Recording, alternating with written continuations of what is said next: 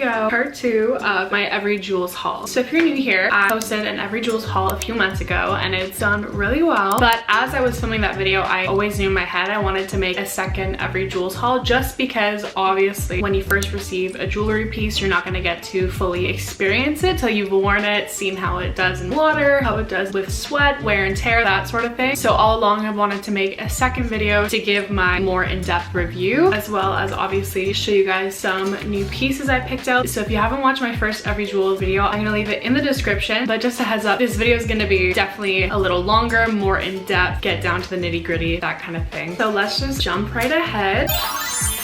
So the first one, I already know what it is actually one of their most iconic pieces, I would say. It's definitely a bestseller. It's called, which I love, their Double Cross Me necklace. And I picked it up in gold with the silver gemstones in the middle. So the chain is pretty simple and dainty. It has a repeated chain link kind of pattern. And then obviously 2 crosses. And I just love the design of this kind of cross. I don't know why, ever since I was little, like I vividly remember liking this kind of cross design, and from like a psychological standpoint I almost feel like double protected because there's 2 crosses. I think it's so catchy with the saying like a double cross. Like you can't double cross me because I'm wearing the double cross, I don't know. But there's a lot of different flaps so you can adjust how high or low you want the necklace to sit, which I always like because I tend to stack jewelry. If you're wondering, this chain is also from Evry that I unboxed in the first video. I really like this, and I love the 2 cross and the concept. To break it up from necklaces for a second, I picked up this ear cuff. For many years now, I've wanted a cartilage piercing. Why are my ears are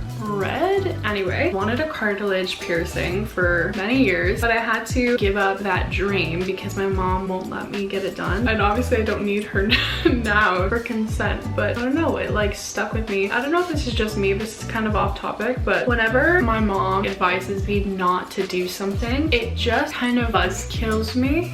Like, it's just the buzzkill vibe, you know what I mean? I don't drink, but this is what I imagine when people say, oh, something happened and it sobered me up, or someone said something and it killed my buzz. Literally, that's my mom killing my buzz, because she's not like, no, you can't do it, but she's just like, I don't think you should do it, no. Like, she'll give me like a silent judge. When she has that kind of interaction with me, I always just end up being like, okay, like I don't want that anymore, or I don't want to do that anymore. So no cartilage piercing for me, but I figured this could be like a little DIY backup plan. Basically, you just wear it around your ear like that. This is a horrible explanation and example of me showing you. I'm gonna have to figure this out just because I don't think it's really working for me right now. It's not an earring that you clip on. You don't need a hole for this one. Yeah, so it's just like an open backing, but it's a really cute little diamond in the middle, and then going down the band of it, there's more diamonds. Next, what do we have here? I think this is a bracelet. This is just a plain gold chain. I figured it'd be nice to get myself a few bracelets just because I don't really have any bracelets to begin with, and I do like to wear jewelry when I'm filming videos. I think it looks nice and put together. My mom and my nan are both very tiny boned, and I feel like I kind of inherited that. I have really long skinny fingers, I have small wrists, and I have small ears too, so things like this don't work on me often. Even like when I wear Apple headphones, I can't wear the ones with the silicone on them. They always fall out of my ears. I have the 3rd gen AirPods now, and even those sometimes fall out. The only ones that ever fit in my ear perfect are like the 1st gen AirPods or the wired headphones with that shape. Where was I going with that? Oh, this bracelet seems like it's gonna fit me, and that once again there's a lot of adjustable options, which I really appreciate, because when it's a bracelet that comes in one size, they never fit me. There is the gold chain on. Very simple, dainty, small, cute, exactly what I wanted. I also got this bracelet. It's in the shape of a safety pin. They have safety pin earrings as well that I wanted to get, but they sold out before I could. But here's what it looks like. It's a thicker chain and then just the safety clip in the middle with a little bedazzle. It's so fun. Fun fact, you guys, I'm a lefty. I think I'm a little ambidextrous, and I feel like if you're a lefty, you kind of have to be, because the world is made for right-handed people. This one's giving me a little bit of grief, but here is my 3rd and final bracelet. This one is a evil eye. Clearly, I just love the protection, the good energy. Now we're gonna move on to our final 2 pieces. These ones ones, again, arguably I'm so excited about because they're collaborations by two of my favorite influencers. So the first one I have to show you is the angel necklace done by Sam Nicole with Evry. She is literally my comfort YouTuber. I've been watching her since 2020. I'm a fangirly. So Sam, if you're watching this,